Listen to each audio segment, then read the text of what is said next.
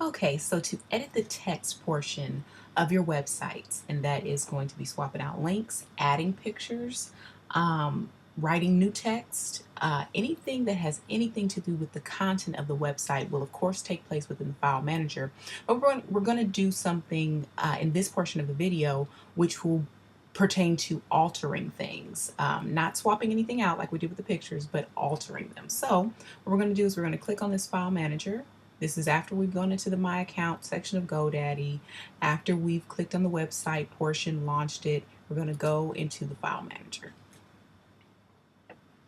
Once you're inside of the file manager, you're basically going to be managing the files. And just a little overview. Anything that was altered by myself, or was added by myself, I should say, ends in the extension .html. It's under the folder HTML. Now the other files are underneath the .html, but that's because HTML is powerful, so it basically did an override, and it is at the top tier, but the other files, the .htm files, are there. You don't really need to bother with those. I kept them just for reference. But if you wanted to alter anything, any of the pages that actually currently appear on the website, they end in .html. If you want to make sure that make sure which page you're altering, just in case it doesn't line up exactly, or it doesn't, it's not self-explanatory possibly, then all you do is you click on the page which you're trying to alter. And this is a prime example. The home page is not written as home.html. It's written as index.html. It's a search engine thing. So all home pages are index.html. Most of the time you don't see that, but luckily you're able to see it now. So if you wanted to change the home page, it would be index.html. If you wanted to change the about us, it's about us.html. So what we're going to do right now is we're going to go to the About Us page, which is right here, aboutus.html. You click on that, and you click Edit, which is right here. And here you are. You get to see all your text. You can do so much inside of this tiny window, this tiny edit box. I had no idea GoDaddy had this type of power. So if you wanted to change anything in the About Us, you could. If you wanted to change a staff member or add a staff member, you could. All you would do is copy, paste, or like that, and you can add that person. You want to make sure that it's uniform. You add a line, something like that. Make it really easy for yourself. Now, if you wanted to add a client, you pick the spot that you want to place that client in. I'm going to type in sample client. And now you've added a client. If you wanted to give them a website,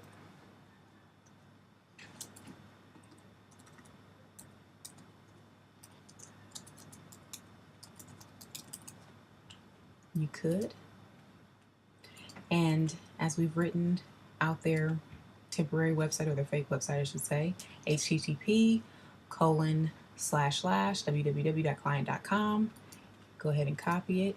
Click on this link area right here, just as you would an email. This is very, very, very similar to the way an email works, or at least looks to me. Click on the link. You paste it. You set your target, i.e. I want it to open in a new window, or I want it to open in the same window. That's your choice. Title it whatever you want. You can title it client or sample client. Click OK. And now that's linked. So easy as can be. You change the text, you've added the text, you can alter it, whatever you want. It's very, very simple. Now, say if you wanted to add the picture of the client, which we have the client's picture above the name of the client. You go ahead and click this little tree area right here, or this little tree picture, I should say, and you would do images / whatever the title of the picture is. So right now I have sample client.jpg. Here's the keynote about this. The images, this section right here represents a folder. So what you're saying is, what you're saying to the code, because you're adding code to it, even though it doesn't look like code, you're adding code. You're saying, I want this particular area of the website to reference this image out of this images folder.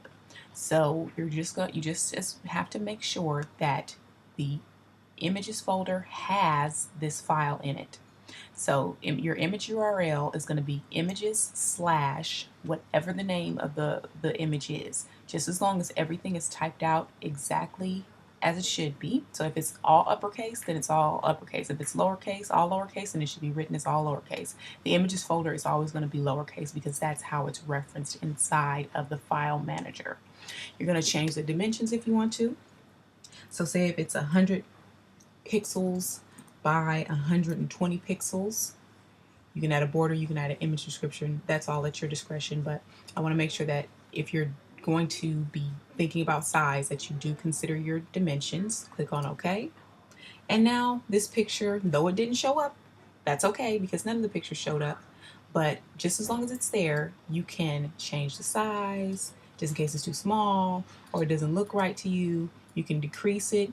And if you want to get rid of all of it, say, I don't want to add this person or I want to get rid of somebody, all you have to do is highlight it, push delete, and it's a wrap. Once you're done editing, you're like, wow, this looks really good. I can't really see it, but it looks good. I know it looks good. You click save. That's all you have to do, and it will publish the website for you. Easy peasy, and all the rest of the pages work like that.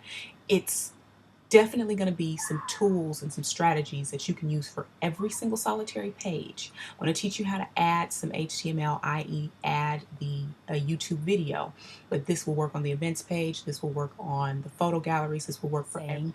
You will be able to adjust just about everything when it comes down to the content. Just as long as you have those basic techniques, you've really got the keys to altering the content of your website. It's really awesome, really amazing. There are going to be 2 additional things that we go over, and one is of course adding a YouTube video or adding any HTML to the content of the website, but also adding an email address. So say if you needed to reference an email address, or it was important for there to be an email address put in there. It's almost exactly like adding a link, but I think that you should know. So I'm just going to randomly put an email address, a fake email address. So what if it was email@email.com?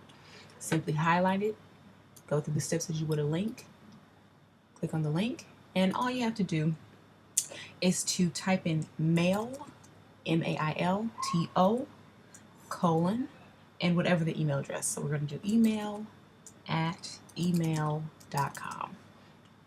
And there you have it. You can have it open up into a new window, which I would of course recommend. Email address as the title. Okay. And there you have it. It's ready to roll. But more importantly, if you wanted to do a YouTube video, here's the tricky part. You're going to be entering into the land of code. So just make sure that you already have it pre-selected in your mind where you want this video to go. You can very easily say, okay, I want it to go up underneath this paragraph, or yeah, underneath this paragraph. This paragraph ends in we represent. Click on HTML, and it's going to look all bundled up, all gross and code-like, but here we have it, the wording that we needed, we represent. So what we're going to do is we're going to click enter, and here's the trick. If you want it to be on its own paragraph, you're going to make sure that you have this particular line of code written. It's going to be the greater than and less than symbols with a P in the middle, and at the end it would be a /P. Really simple. And in between it is where you stick your HTML code. So if we were doing a YouTube video, hopefully I can find one really quick.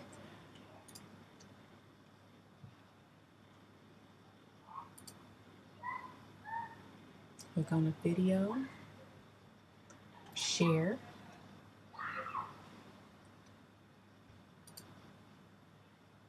embed if they'll let me, select that code. We're going to go back to the HTML because I had to do that. It kind of kicked me out of it. Sorry about that. We're going to find our place again. We represent. We found our paragraph code, which is the greater than lesser than with the P in the middle, and then at the end it's greater than or less than with a /P. We're going to paste our code, click OK. and the video will appear. And there you have it. That's with all HTML code, just as long as it's in the space that you want it to be in, and you put it in between those paragraph symbols, i.e. you want it to be on its own line, you're going to be just fine. And that concludes our tutorial. Thank you so much for your time. If you have any questions, comments, or concerns, please feel free to email, text, or call me. Thank you. Bye-bye. Oh, and before you click out of anything that you altered, make sure you click save.